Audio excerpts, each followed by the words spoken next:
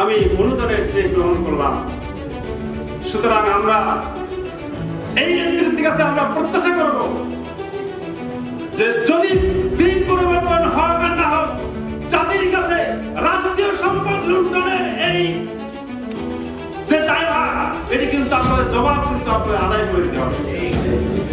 কারণ এই যে সম্পদ দুটি করে খাওয়া হচ্ছে, এই সম্পদ কিন্তু আপনার আমার পকেটের পয়সা। কেন সেটি গুটি কয়েক সাংবাদিকের মাধ্যমে, গুটি কয়েক প্রতারিত সাংবাদিকের মাধ্যমে দালালদের মাঝে এটি বিতরণ হবে। সুতরাং আমরা চাই বিএনপিতে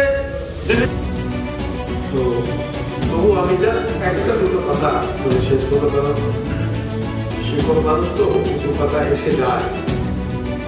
আসলে ওনাদের পরিচয় করানোর চেষ্টা আমার নাই, কারণ ওনারা প্রত্যেকেই নিজ নামে নিজের গর্বের দ্বারা বাংলাদেশের সুপ্রতিষ্ঠিত সাংবাদিক। ওনাদের সম্পর্কে কিছু বলতে যাওয়া মানে মায়ের কাছে মাসির গল্প পায়, তাই না? তো সেই জন্য ওটা আমি বলবো না। ওনাদের সম্পর্কে আমরা সবাই ভালোই জানি। প্রথম একটা কথা, দার্শনিক বেকনের একটা কথা আমি বলতে চাচ্ছি। আইনের মাধ্যমে অত্যাচার আছে বলে আজকে খুলনা প্রেস ক্লাবের পরিবর্তে উমেশ চন্দ্র পাবলিক লাইব্রেরিতে কিন্তু এই অনুষ্ঠানটি হচ্ছে। আমরা যখন ওই গন্তব্যে যেতে পারবো, আমরা বিশ্বাস করি যে সেদিন আমরা বিজয় অর্জন করব। আজকে মাহমুদুর রহমান দেশে নাই, শফিক রেহমান দেশে নাই, শতাধিক দেশ সেরা দেশ কাঁপানো সাংবাদিক যারা বিভিন্ন মিডিয়ায় অত্যন্ত প্রশংসিতভাবে দায়িত্ব পালন করতেন, এই সরকারের আমলে তারা বিভিন্ন উন্নত বিশ্বে ইউরোপ আমেরিকা গিয়ে রাজনৈতিক আশ্রয় গ্রহণ করতে বাধ্য হয়েছে। আর আমরা যারা বাংলাদেশে আছি তারা একটি বৃহত্তর কারাগারে অবরুদ্ধ অবস্থায় দিন কাটাচ্ছি। এই অবস্থা থেকে উত্তরণের জন্য, ফ্যাসিবাদের কবল থেকে মুক্তি লাভের জন্য আমাদেরকে আমাদের পেশার জায়গায় সচেতন হতে হবে, আরো দায়িত্বশীল হতে হবে। এখন আসলে আমাদের সাংবাদিকতা করার কোনো পরিবেশ নাই।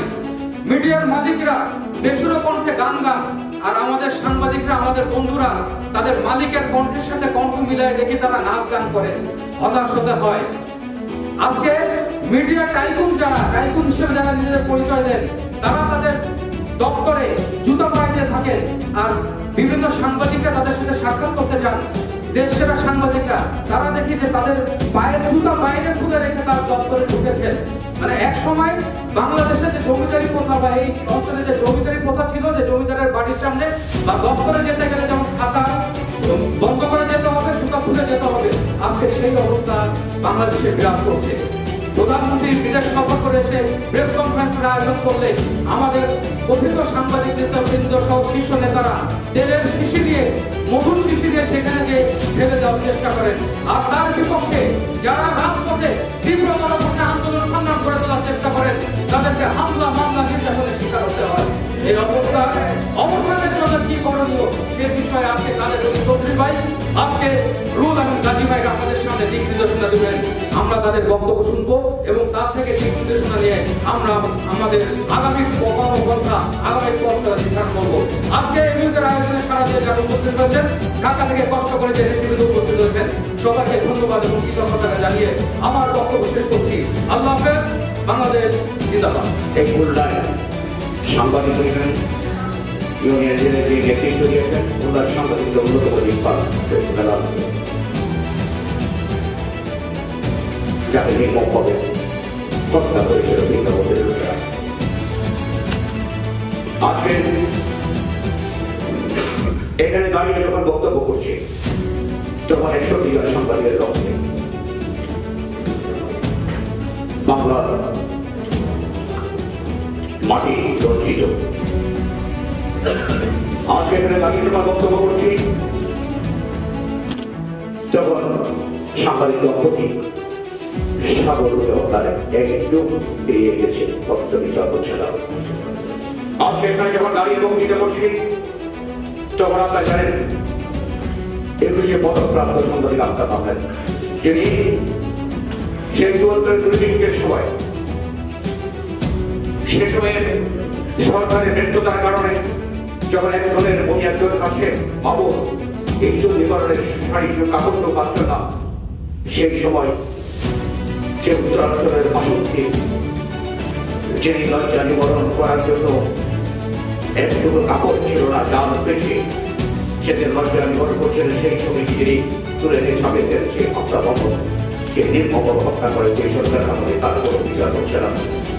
শুধু বিচার নয়, আজকের বাংলাদেশের গণমাধ্যম এমন এক দুর্বিষহ অবস্থায় আছে, সাংবাদিকরা গণমাধ্যম এমন এক দুষ্কর্ম করছে যা বাংলাদেশের 50-এর রাজ্য বছরের কাছে এমনই অতীতে ঘটে, যেগুলো সেগুলো হওয়ার সময় অনেক সাংবাদিকরা নির্যাতন বিভিন্ন হয়েছে। সবকিছু ছাপিয়ে গেছে শেখ হাসিনা এই 15 বছরের দুঃশাসন। আইনের পর আইন নিয়ে আসবে, গণমাধ্যমের সাংবাদিকের কন্ট্রোল করা উচিত। আজকে সত্য লেখা যায় না পত্রিকা সেলফ-সেন্সরশিপ নামে তুমি সত্যের সাথে সরকার আমাদেরকে ব্যবহার করে কি করে গেছে। এই শেখ হাসিনা খবর আসাকে এই সত্যের সঙ্গে মানুষ আমরা সাংবাদিক মৃত্যু হয়েছে, নির্মমভাবে তাকে হত্যা করা হয়েছে। পরিবার মানুষ আমাকে নির্মম হত্যা করে, যশোরের সাংবাদিক নিয়োগকে হত্যা করে। এইভাবে সারা বাংলাদেশে 60 সাংবাদিক ঝাড়ু রনিকে নির্মমভাবে ভাষায় একসাথে হত্যা করা হয়েছে। একটা ঘটনার বিচার হয়েছে সাংবাদিক না, একটু হবে কি করবে? এখন তো যেটা আমাদের মহসিন বলেছেন, দলদাস এবং অন্ধ সাংবাদিকতা শুরু হয়েছে।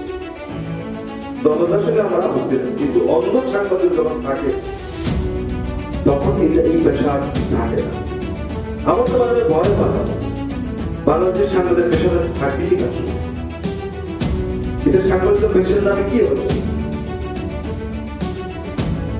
যে কোনো রাষ্ট্র আপনাদের দেশের বাইরে যান, তারা যে সাংবাদিকদের ফেস করে